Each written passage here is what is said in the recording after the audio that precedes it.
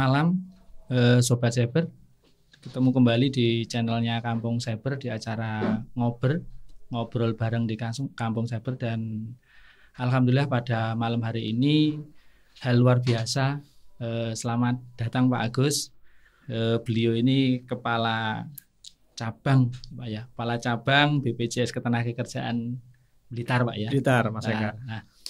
Mungkin biar mengenal, beliau adalah Bapak Agus Dwi Fitrianto, sarjana ekonomi, magister manajemen, lahir di Surabaya 14 Agustus 1981. Nah, hobinya menarik olahraga ini, badminton, bersepeda dan futsal. Kapan-kapan bisa Pak nanti futsal dengan kami. Iya.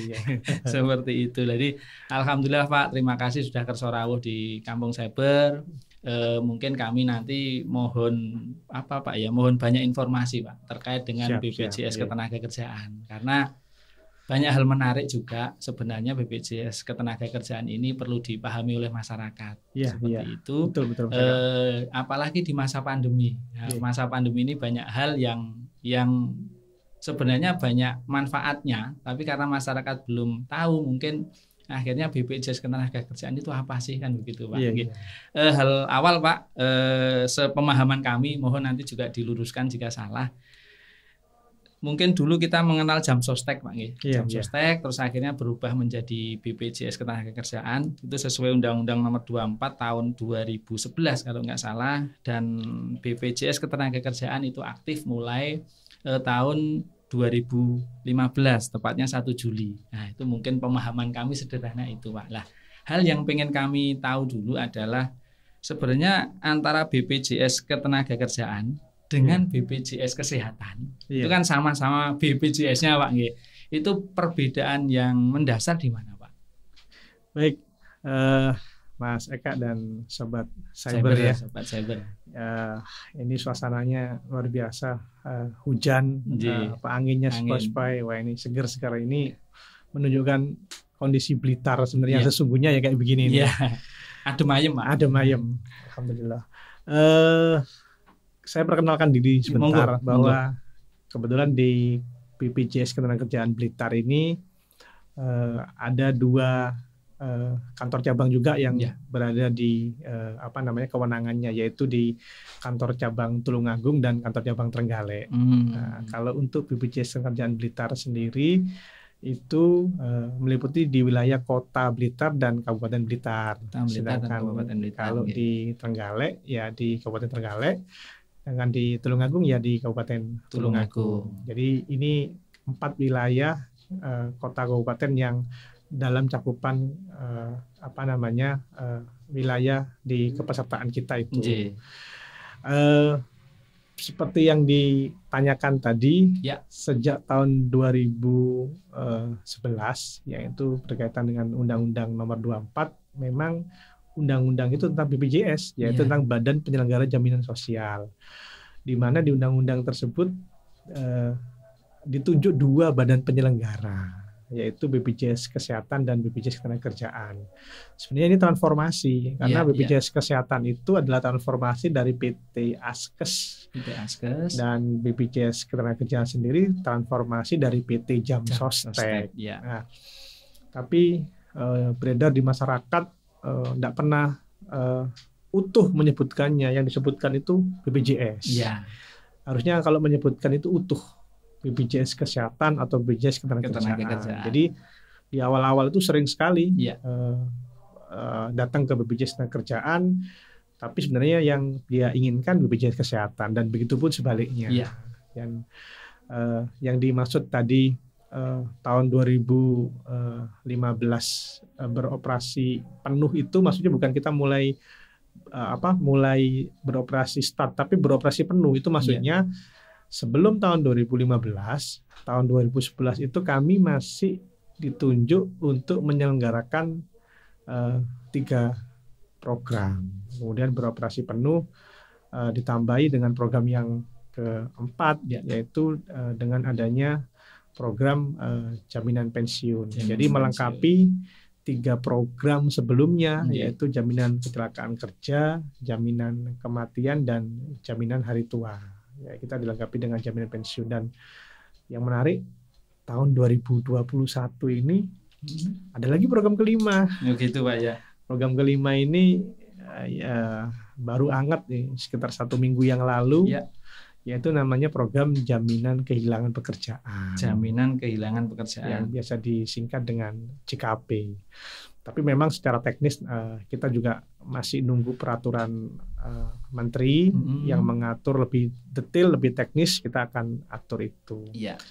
Jadi melalui kesempatan ini kami terus nggak bosan-bosannya loh Mas ngedukasi bahwa ayo sebutnya yang lengkap BPJS Kesehatan atau Ketenagakerjaan, karena masih banyak di lapangan yang apa namanya tumpang tindih atau apa itu. Sejak tahun 2020 akhirnya kami memberikan call name ya, sebutan nama, supaya teman-teman adalah sudah mau dipaksa bagaimana, sudah masyarakatnya kenalnya begitu. Akhirnya kami sekarang kami semarakkan lagi. Jadi BPJS Ketenagakerjaan ini kami sebut, boleh panggil kami dengan sebutan BP Jam Sostek. Oh, BP Jam Sostek ya. Jadi sebenarnya supaya lebih kenal dengan ikon Jam Sostek itu kita apa namanya sebutkan lagi gitu loh. Ya udah, jadi kan tanpa malu-malu kadang-kadang kalau ada yang datang ke kantor, Pak, saya ingin nanya tentang BPJS apa Jam Sostek gitu. Oh, bukan kesehatan. Oh, berarti salah kamar nih ada di sana. Ngaten gitu. Jadi memang kalau dirasa mindset masyarakat atau pemahaman masyarakat itu kalau sudah mendarah daging kan sulit mengubah, Pak. Jadi kalau sudah sebut merek itu ya betul, merek itu akan menjadi tren selamanya. Betul. Honda, Yamaha itu kan sudah sering lah. Ini BPJS Kesehatan, BPJS Ketenagakerjaan itu kan terkadang bingung untuk menyebutkan. Jadi mungkin dari apa yang Pak Agus sampaikan tadi, bahwasanya kalau BPJS Ketenagakerjaan itu lebih fokus dan ngurus tentang ketenagakerjaan, kan Pak? Betul. Terus kalau BPJS Kesehatan berarti bagaimana nanti masyarakat ini mendapatkan jaminan tentang kesehatannya. Betul. Berarti memang secara mendasar nek ngurusi ketenagakerjaan, jaminan apapun tentang ketenagakerjaan larinya adalah ke BPJS Ketenagakerjaan. Tapi kalau masalah kesehatan silahkan untuk ke BPJS Kesehatan, kan begitu. Memang hal mendasar bahwa program yang dikelola BPJS Kesehatan kan namanya jaminan kesehatan. Itu tidak terbatas pada pekerja. Jadi bayi yang baru lahir pun juga bisa. Tapi kalau peserta BPJS Ketenagakerjaan, dia ada syarat utamanya, yaitu dia sebagai pekerja. Yaitu programnya apa aja? Yaitu kita mulai dengan adanya program jaminan kecelakaan kerja, kemudian jaminan kematian, jaminan hari tua, jaminan pensiun, yang kemudian dilengkapi lagi oleh pemerintah jaminan kehilangan pekerjaan. Jaminan kehilangan pekerjaan. Ini mungkin ada hal menarik nanti Pak. Ini jaminan kehilangan pekerjaan. Tapi yang penting jangan dihilangkan pekerjaannya, jangan terus sengaja menghilangkan pekerjaan menjadi pengangguran terus jangan kita minta jaminan kehilangan pekerjaan. Kan begitu. Terus ketika kita sudah, atau katakanlah tadi disampaikan bahwa yang menjadi peserta BPJS Ketenagakerjaan adalah para pekerja. Ada poin begini, ketika saya bukan sebagai pekerja di suatu perusahaan atau suatu industri, ketika saya sebagai pelaku usaha mandiri, itu tetap bisa, Pak? Iya. Jadi pekerja di BPJS Ketenagakerjaan juga sudah diatur. Jadi siapa sih sebenarnya yang bisa menjadi peserta? Yaitu setiap warga negara, termasuk orang asing yang sudah minimal 6 bulan berdomisili sebagai pekerja, itu wajib menjadi peserta BPJS Ketenagakerjaan. Lah, peserta itu dikategorikan di kami ada 2, yaitu ada yang formal dan ada yang informal. Tapi bahasa di peraturan perundang-undangannya disampaikan kalau yang formal itu biasa disebut dengan peserta dengan sebutan penerima upah. Dan yang informal disebut dengan peserta bukan penerima upah. Jadi tinggal dirasakan saja kami masuk kategori yang mana, apa sih beda mendasarnya.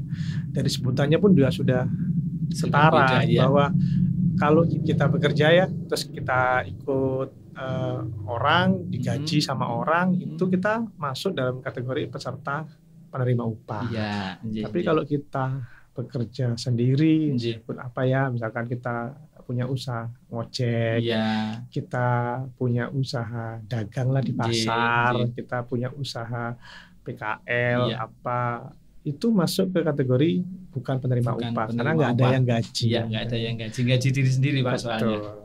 Tapi ketika seperti itu, yang jelas kan akan ada perbedaan Pak ya. Katakanlah kalau dari perusahaan atau penerima upah, mestinya dia dibayar juga oleh perusahaan. Betul. Untuk apa preminya kan betul, begitu. Betul. Kalau mungkin kami atau katakanlah saya nih, saya sebagai pedagang mungkin seperti itu. Bayarnya apakah memang ada perbedaan dari nominal dan lain sebagainya, lebih murah kah atau memang sama cuma ada sistem pembayaran yang berbeda? Karena biasanya begini Pak, masyarakat itu saya bayar premi nggak tahu cairnya kapan, karena kan setiap orang juga berdoanya jangan sampailah Pak kecelakaan kerja dan lain sebagainya kan begitu Pak ya. Ini yang terkadang juga menjadi pemikiran di masyarakat. Lah untuk apa saya harus menanggungkan diri saya, membayar premi untuk diri saya, padahal saya berharap terus untuk tidak terjadi sesuatu. Tapi yang namanya sesuatu itu kan juga kita nggak berharap. Tapi kalau ada jogo-jogo ini katakanlah, yo diasuransikan lah, kan mungkin seperti itulah. Ini mungkin kalau ada pembeda terus besarannya berapa, ini masyarakat yang banyak belum tahu Pak. Iya. Monggo Pak, mungkin. Terima kasih Mas Eka. Untuk penerima upah, iuran itu sebenarnya menjadi kewajiban pemberi kerja. Namun ada sharing memang. Misalkan di program jaminan kecelakaan kerja itu untuk sektor golongan 1 itu kayak sektor perdagangan, jasa, itu iurannya 0,24% dari upah minimum. Misalkan upah terendah kabupaten kota di 2 juta sekian, itu upah minimum. Kalau gajinya 5 juta bagaimana ya, tinggal disesuaikan. Lah itu sepenuhnya menjadi tanggungan pemberi kerja. Kemudian di program kedua di jaminan kematian nilainya 0,3%, itu juga tanggungan pemberi kerja. Baru ada sharing di iuran tabungan hari tua. Jadi nilainya 5,7 itu dari pemberi kerjanya 3,7 dan dari pekerjanya 2%. Jadi kalau masih ada teman-teman yang sebagai pekerja belum didaftarkan oleh pemberi kerjanya, rugi. Kenapa rugi? Berhak karena diatur. Karena diatur iuran kecelakaan kerja dan iuran jaminan kematiannya mereka nggak ikut bayar. Selama ini ada pemikiran, ada mindset bahwa saya kan dipotong 2%. Oh bukan, 2% itu adalah tabungan. Sehingga ketika hanya dengan menabung 2%, maka secara otomatis yang tercatat di rekeningnya adalah 5,7%, karena 3,7%-nya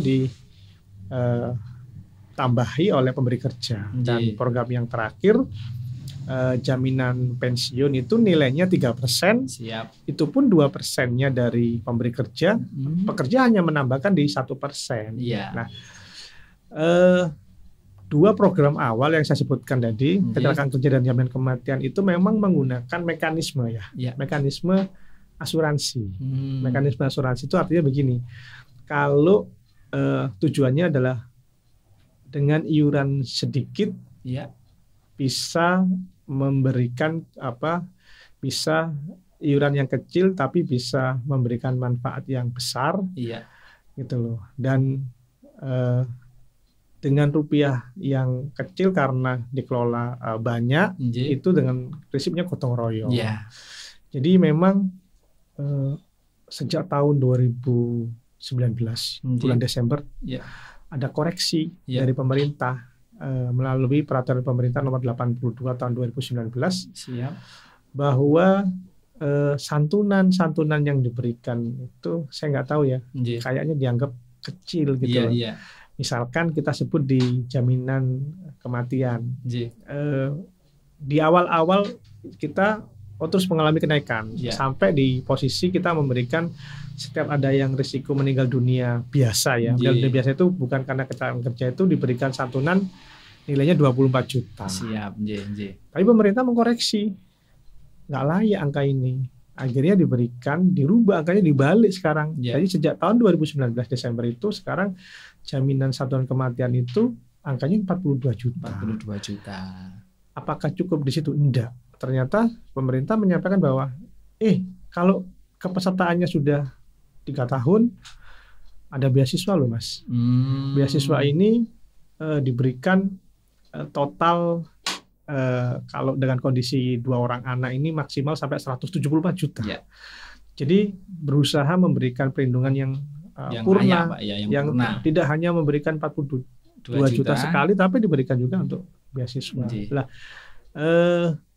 saya berpikir begini gitu loh. Saya rasa memang angka 42 juta itu belum bisa Mas menggantikan yang meninggal. Iya. Tapi kami berpikir moga-moga angka 42 juta itu kalau ada di wilayah Blitar sini itu minimal itu bisa menyambung, memberikan penggantian untuk kehilangan potensi tulang punggung untuk bisa melanjutkan kepada ahli waris untuk bisa membuka usaha baru. Itu adalah santunan minimal karena pada risiko meninggal karena bukan karena kecelakaan kerja. Tapi bagaimana Mas kalau meninggalnya ternyata karena kecelakaan kerja? Itu 42 kali gaji yang diberikan. Kalau UMK sekarang 2 juta, ya kurang lebih hampir 90-an juta yang diberikan, dan termasuk beasiswa juga yang disampaikan, dan ada lagi kayak tambahan kayak biaya pemakaman sekitar 10 juta seperti itu. Nah, itu beberapa benefit yang diberikan. Lah, berapa sih Mas rupiah Mas kalau di ini Mas di total gitu? Iuran kecelakaan kerja kematian itu kalau di sektor-sektor jasa itu untuk penerima upah ya 10.000 sekian ya. Jadi tidak lebih dari 11.000. Dengan manfaat-manfaat yang tadi saya sampaikan itu tidak lebih dari 11.000 saja yang harus dibayar. Yang harus dibayar kan. Itu untuk penerima upah. Kalau bukan penerima upah, iuran terendahnya minimalnya di angka 16.800. Per bulannya. Per bulan. Nah, ini karena ngobrol itu selalu identik dengan kopi, Pak. Suka kopi, Pak? Iya, suka. Monggo, ini sambil ngopi, ini kopinya ya. Apa ini Mas? Iya, kopinya teman Pak. Oke. Khas Blitar. Monggo, Pak. Siap.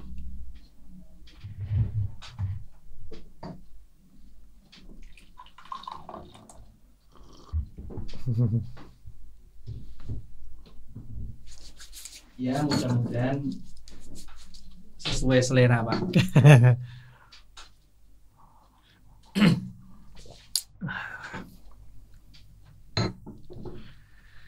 Jadi makin kesini makin sedikit memahami Pak bagaimana BPJS Ketenagakerjaan itu hadir di masyarakat, kan seperti itulah.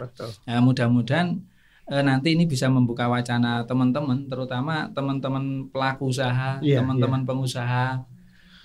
Tapi ketika di Blitar sendiri Pak, kira-kira banyak nih pelaku-pelaku usaha yang memiliki karyawan. Apakah memang ada 1-2 sih Pak yang belum mendaftarkan karyawannya di BPJS Ketenagakerjaan? Masih cukup banyak. Masih cukup banyak. Kendalanya Pak mungkin? Saya sih selalu mengkategorikan pada 2 hal. Jadi kalau pemberi kerja itu belum sampai dengan hari ini belum mendaftar, saya selalu berpikir positif bahwa mereka ini sebenarnya belum tahu. Ya, moga-moga melalui diskusi obrolan ini jadi tahu. Oh ternyata iurannya juga tidak mahal ya gitu loh. Itu satu yang kita ingin sampaikan. Jadi bukan belum mau, tapi belum tahu saja. Mudah-mudahan setelah ini tahu Pak. Semakin banyak yang teman-teman terus mendaftarkan pekerjanya kan begitu. Dan syukur-syukur teman-teman pelaku usaha di Kota Blitar kan juga luar biasa. Teman-teman yang bekerja sendiri atau istilahnya bukan penerima upah, itu juga akhirnya menyadari ternyata murah loh kalau pengen mendapatkan jaminan ketenagakerjaan. Betul. Cukup 16.800 ya tadi minimal. Betul. Minimal. Kalau mungkin nanti nambah lagi itu kan monggo lah. Bisa. Kita lanjut Pak. Tadi sudah banyak hal yang tersampaikan, sudah banyak hal yang kita ketahui, terutama tentang mudahnya untuk bergabung di BPJS Ketenagakerjaan. Mudahnya bagaimana, manfaatnya seperti apa yang luar biasa. Terus ternyata untuk premi bayarnya pun juga tidak mahal kan begitulah. Akhirnya kan begini. Sulit enggak Pak ketika nanti pekerja ini mungkin setelah purna atau mungkin ada sesuatu terus accident terus akhirnya harus mencairkan klaimnya. Nah ini biasanya kan yang terjadi atau yang dirasakan masyarakat atau yang dipahami masyarakat tuh kalau namanya klaim asuransi sering dipersulit, sering nanti harus potongan ini. Nah, isu-isu seperti itu Pak yang terkadang juga menjadi pemikiran di masyarakat bahwa kok gabung BPJS Tenaga Kerja terus akhirnya kalau klaim sulit. Nah ini monggo Pak, mohon penjelasannya. Alhamdulillah ya Mas. Jadi secara bertahap kita juga terus melakukan pembenahan data sampai pada kondisi sekarang BPJS Kerjaan ini menjadi salah satu institusi yang memang dikasih kewenangan untuk bisa mengakses Adminduk jadi kependudukan. Jadi syarat utama untuk menjadi peserta ya harus punya EKTP. Jadi kalau belum ya ayo segera didorong untuk EKTP.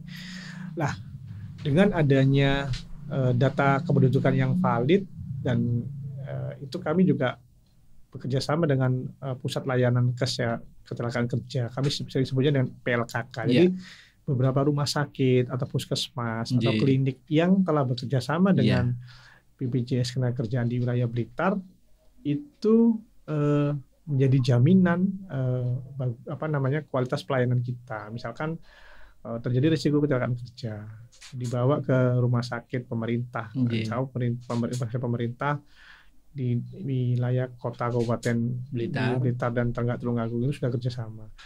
Dibawa ke sana cukup ditunjukkan KTP-nya, misalkan kebetulan kartu jam sostek atau kartu BPJS Ketenagakerjaannya nggak terbawa. Cukup dengan KTP maka kami bisa memproses semua Pak. Ada aplikasi yang kita sampaikan di rumah sakit, dicek eligibilitasnya akan terdeteksi. Oh ternyata dia menjadi peserta sektor penerima upah atau sektor bukan penerima upah. Nanti statusnya bagaimana, aktif lah. Ketika yang bersangkutan masuk dalam kategori peserta aktif, maka secara otomatis hak penanggungnya, jadi penanggung biayanya akan langsung beralih kepada BPJS Ketenagakerjaan. Jadi peserta tidak perlu Mas untuk bayar dulu terus dikirimkan, tidak perlu. Nah, itu salah satu perbaikan pelayanan yang kita sudah lakukan. Jadi tidak ada lah. Manfaat apa saja sih sebenarnya yang diberikan kalau peserta mengalami risiko kecelakaan kerja? Jadi kami menanggung Mas seluruh biayanya dengan standar kelas 1 di rumah sakit pemerintah. Jadi dengan biaya tidak terbatas, unlimited, asalkan biaya sesuai dengan indikasi medis. Berapa? Sampai di salah satu case yang terjadi itu sampai ada Mas sampai 2M itu belum sembuh juga kami terus biayai. Selain manfaat pengobatan biaya itu apalagi? Ada lagi namanya santunan tidak mampu bekerja. Jadi pekerja yang mengalami risiko kecelakaan kerja tidak usah khawatir akan kehilangan pekerjaannya, pendapatannya karena selama yang bersangkutan dinyatakan belum mampu bekerja, maka setiap hari atas ketidakmampuan bekerja itu kami menggantikan gaji yang bersangkutan kepada pemberi kerjanya. Ya, atau kalau dia sektornya informal ya kepada yang bersangkutan. Dan itu tidak terbatas. Misalkan 6 bulan itu 100%. Kemudian 6 bulan kedua 75%. Kemudian selanjutnya turun 50%. Gitu. Tapi intinya bahwa kami ingin memastikan bahwa yang bersangkutan terus tetap mendapatkan penghasilan. Gitu. Tetap terjamin kan begitu. Tetap terjamin. Nah, untuk bisa terjamin seperti itu kan menjadi peserta BPJS Ketenaga Kerjaan kan begitu. Nek enggak daftar kan ya enggak mungkin dijamin Pak sama BPJS Ketenaga Kerjaan. Jadi istilahnya kalau memang pengen terjamin hidupnya kan begitu. Ketika menjadi tenaga kerja dimanapun atau menjadi pekerja dimanapun, ketika ada sesuatu pun ya harus bisa menjadi peserta BPJS Ketenagakerjaan kan seperti itu. Jadi kalau proses klaimnya tidak sulit Pak ya istilahnya. Untuk kecelakaan kerja ya. Jadi kita mendorong bahwa semua peserta sebisa mungkin menggunakan fasilitas rumah sakit kerjasama. Gimana Mas kalau kebetulan ada satu kondisi di daerah yang agak jauh, remote area begitu, tidak ada rumah sakit kerjasama. Ya berarti ya dengan terpaksa ya harus menggunakan fasilitas rumah sakit terdekat atau klinik terdekat, nanti reimburse. Itu masih diperbolehkan. Misalkan memang tidak ada rumah sakit kerjasama di daerah situ. Pokoknya yang penting fasilitas kesehatannya berizin resmi ya, tidak ke ya misalkan kayak ke Sangkal Putung itu belum bisa. Jadi, ya istilahnya yang bisa dipertanggungjawabkan secara medis Pak. Betul. Kan begitu. Karena nanti kan juga sulit mau ngeklaimkan bukti medisnya opo kan begitu. Jarake Mbah Dukun lah kan enggak enak Pak. Laporannya gimana kan begitu. Karena nanti otomatis enggak mungkin diklaimkan kan seperti itu. Jadi alhamdulillah kalau memang dari sisi klaim pun juga tidak terlalu sulit dan dimudahkan. Karena kebetulan gini Pak, beberapa tahun yang lalu kami juga pernah mengalami seperti itu dan klaimnya juga mudah banget, dibantu sama Bapak Ibu dan teman-teman di BPJS Ketenagakerjaan. Dan sebenarnya saya juga agak terkejut dengan nilainya. Nggak perlu disebutkan di sini nanti karena beda-beda kan Pak. Tapi nilainya cukup lumayan karena di luar ekspektasi saya waktu itu. Ternyata dapatnya banyak. Dalam risiko kecelakaan kerja. Iya, kecelakaan kerja. Angkanya pastinya minimal 42 kali upah yang dilaporkan. Iya, jadi ya cukup membantu saya sebagai istilahnya pemberi kerja juga beban Pak, tapi akhirnya tidak akhirnya bebannya ya agak enteng karena dengan situasi seperti itu biasanya kan udah pusing, kehilangan teman dan lain sebagainya seperti itu. Jadi monggo nanti bagi masyarakat yang belum tergabung di BPJS Ketenagakerjaan, untuk preminya murah, klaimnya mudah, kantornya juga jelas kan seperti itu. Jadi dan ini milik pemerintah kan Pak ya. Jadi kan terjamin, nggak mungkin kan buyar. Karena di tetangga sebelah kan ada yang seperti itu gitu. Dan itu yang sebenarnya menjadi salah satu tolak ukur masyarakat untuk mindsetnya atau pola berpikirnya opo iyo kan begitu Pak. Itu. Terus selama pandemi Pak ini ada tantangan tersendiri nggak Pak dalam memberikan pelayanan? Betul Mas Eka. Jadi sebenarnya klaim yang terbanyak di kami itu bukan membayarkan untuk risiko kecelakaan atau kematian, tapi yang paling sering dan selalu ada itu adalah klaim untuk kita harus mengembalikan tabungan hari tua itu. Nah itu sekarang di era pandemi ini kami sudah berinovasi. Kami sebut layanan kami dengan sebutan Lapak Asik. Pelayanan tanpa kontak fisik. Nah, Lapak Asik ini ada dua, yaitu yang online dan onsite. Onsite itu maksudnya dia menggunakan fasilitas Lapak Asik tapi di kantor.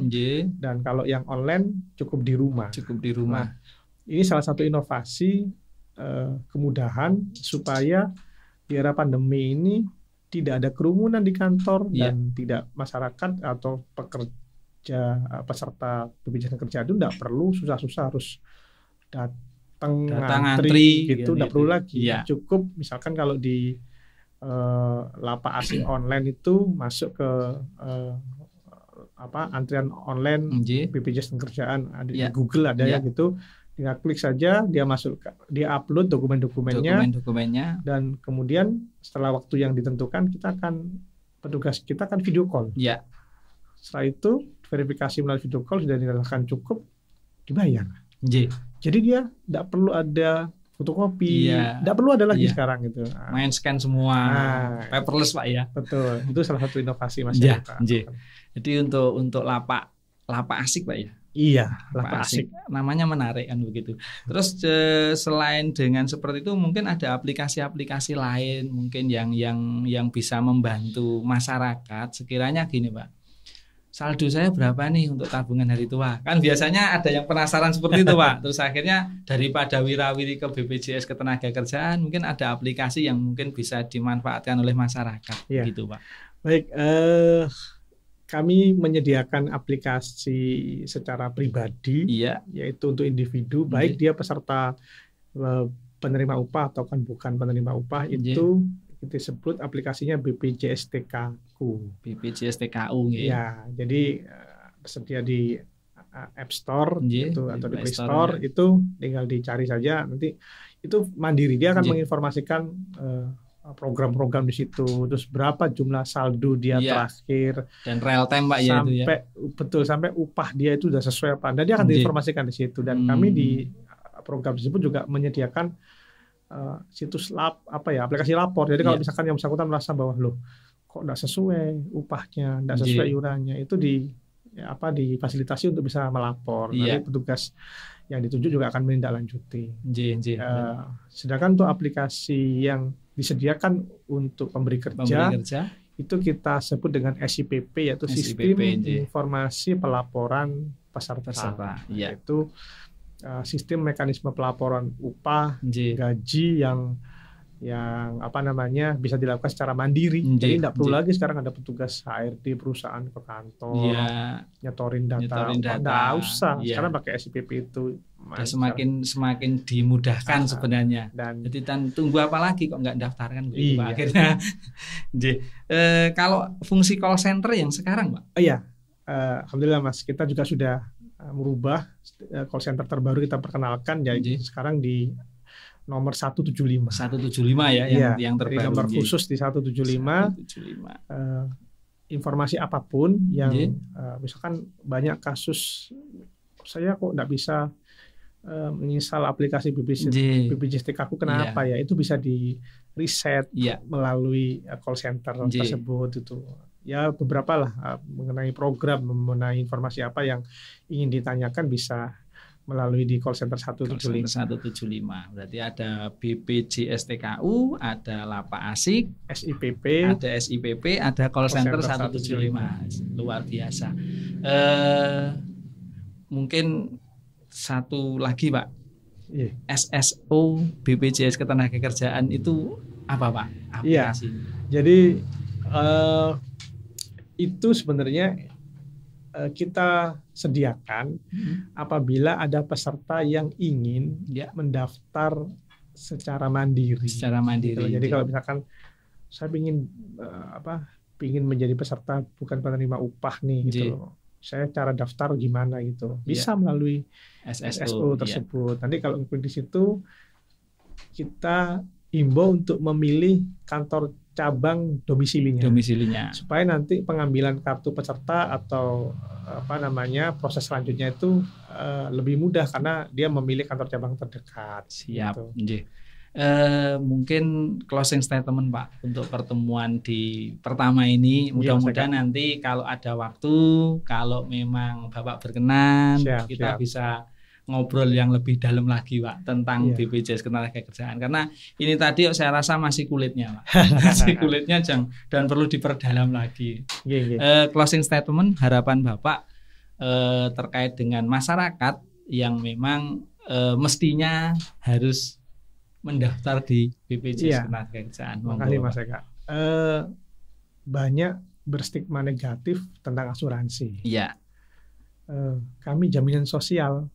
Kenapa? Karena program yang dibuat ini telah ditentukan manfaatnya ataupun iurannya melalui peraturan perundang-undangan. Jadi semuanya terjamin. Ya. Jadi tidak usah berpikir sebagai asuransi yang ada kemungkinan gagal bayar dan lain-lain. Sampai dengan saat ini kami harusnya tidak diragukan menjadi salah satu atau satu-satunya ya penyelenggara jaminan sosial ketenagakerjaan, insya Allah dengan nilai yang dilindungi undang-undang, dengan nilai aset yang sampai posisi Januari itu hampir di angka 490-an triliun, masih cukup mampu untuk menangani klaim, membayarkan klaim. Nah, jadi dengan ini kami sampaikan jangan ada lagi keraguan, segera daftarkan apapun itu, mau di sektor formal penerima upah atau di sektor bukan penerima upah. Monggo, kalau di BPJS Ketenagakerjaan Blitar kami ada di Jalan Insinyur Soekarno yang ya mohon doanya semoga dalam waktu dekat, kita lagi proses pembangunan gedung baru nih Mas. Siap, amin Bapak. Nanti sekitar kalau semuanya normal di bulan Juli kami akan berpindah di Jalan Palem. Jadi di dekat terminal. Siap, itu saja Mas. Siap, terima kasih Pak Agus. Demikian tadi Sobat Cyber, luar biasa. Kampung Cyber kedatangan kepala cabangnya BPJS Ketenagakerjaan Blitar. Mudah-mudahan memberi berkah bagi kita semua. Mudah-mudahan hal ini bisa memberikan manfaat dan informasi yang bagus pada masyarakat. Demikian, ketemu lagi di obrolan yang berbeda. Salam literasi, salam kreatif.